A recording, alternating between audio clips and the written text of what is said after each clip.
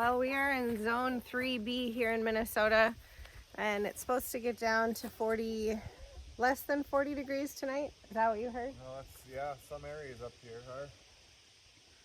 So we are going to take caution and cover the tomatoes, the cucumbers, and the celery. Do you want that one or wait? Because No. I mean, we are gonna have sunny days. Once they start to turn like that, I always just pull them and they ripen inside. Yeah, so this is called a Napa Valley cherry tomato.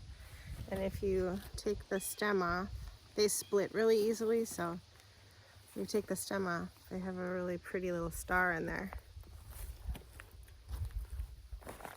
What do you think? You like that one? Yeah. Yeah, I like that one. It's not long enough. Well, no, I know that, but. Oh, come down this way. Bounce it up a little bit. Ugh, that's a big spider. Oh, that's not a spider. I can't reach. Where's Eric?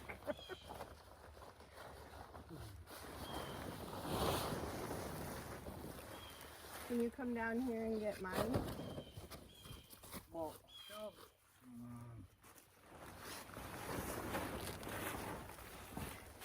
stepped in the thing of tomatoes.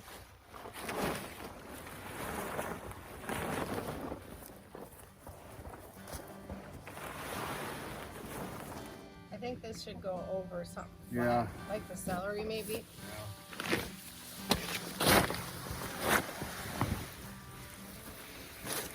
These lettuces are they gonna be alright?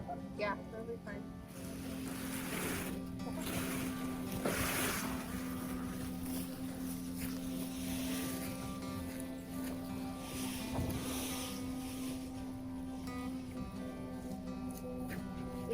Let's put it So if there's a this frost, way. that's not gonna damage those? No, lettuce is good down to like 88 degrees or something crazy.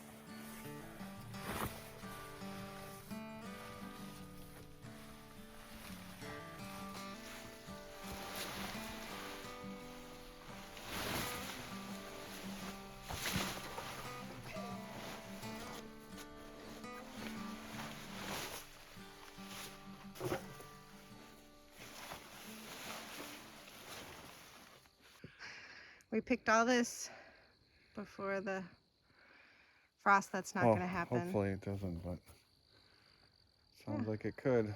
I'll find out in the morning. You'll let me know if you have to scrape your windows in the morning? Better not. Don't say it. What is it, September 12th? That's not going to happen. No, not happening. Evie, get out of there. Come on.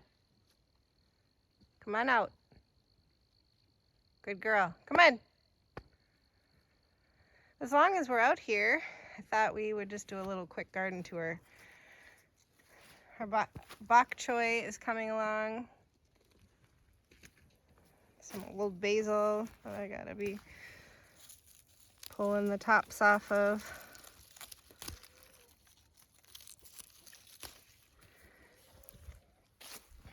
These beets didn't do anything all summer, and now they seem to be taking off. We'll see if anything happens. This whole bed of lettuce has taken its sweet time. That was the celery under there. These are some melons we're just gonna let go. Here are all the squash. I've got another female flower here. I should hand pollinate. I'll find a male flower and do that. You can see all of the squash have a little bit of powdery mildew. They're kind of on their way out, but my goal with the squash again was just kind of cover this area. This whole area behind me, I was just kind of trying to create some ground cover, and then whatever squash we got, if we didn't eat it, was gonna go to the chickens this winter. But we do have some squash out here, some pumpkins, some acorn squash, and of course the tomatoes are all under there. This is a row of broccoli and cauliflower I just planted. It should be fine down to a frost. Some more squash, potatoes down there in the end. These are all leeks that I have started picking. They're not huge, but we had potato leek soup tonight. I've got a few Brussels sprouts. I planted some Napa cabbages here and have been fighting the cabbage moths. And I have some just regular like heading cabbage. I think it's a Brunswick variety that I've planted down here where I've removed some of the onions already. Also had to fight the cabbage moths. These onions are still going strong, so as weedy as they are, I don't want to pull them yet. But I guess there's some down here that are starting to fall over. I pulled some onions out and we're letting those dry. Those are all still standing. We'll see after tonight. Look at this amaranthus. Isn't it just amazing? And I really think it probably helped keep some of the pests away from the cucumbers, because the cucumbers that are under here did wonderfully. Here's some more Napa cabbage.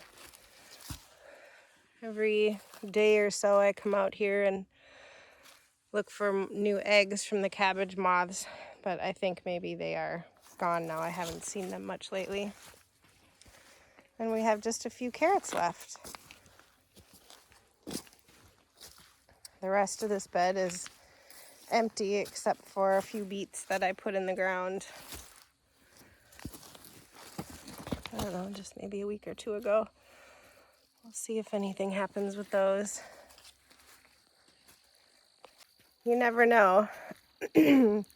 Last year I wished I would have put more things in the ground in September, especially things like root vegetables that can handle a frost and lettuces. And I didn't, and I'm sure I could have had at least a few harvests of lettuce last year. So this year I made sure to do that. And I might lose half of it or 3/4 of it, but we'll see. Good morning. Well, it got down to about 37 last night. So it is pretty chilly out here this morning, but I'm out here feeding the chickens and then we're gonna check on the garden.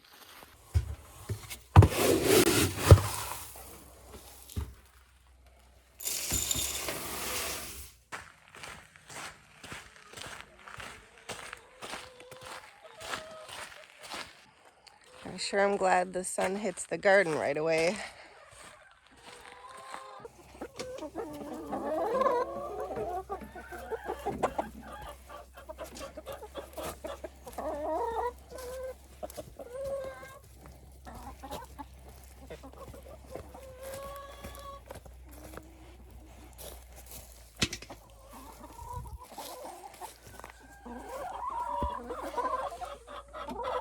Oh, why are there eggs down in the bottom again, ladies? Aw. Did you do that?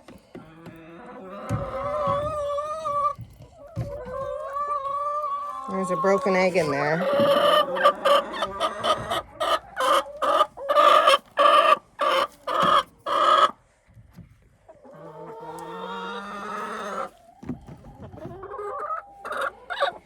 No, get out of here.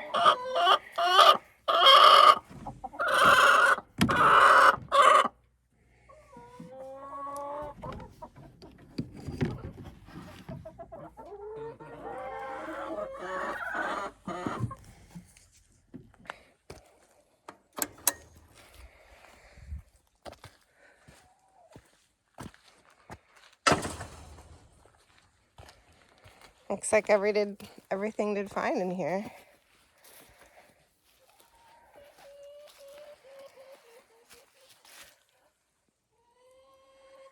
It should just make all of the pak choi and the brassicas that much sweeter.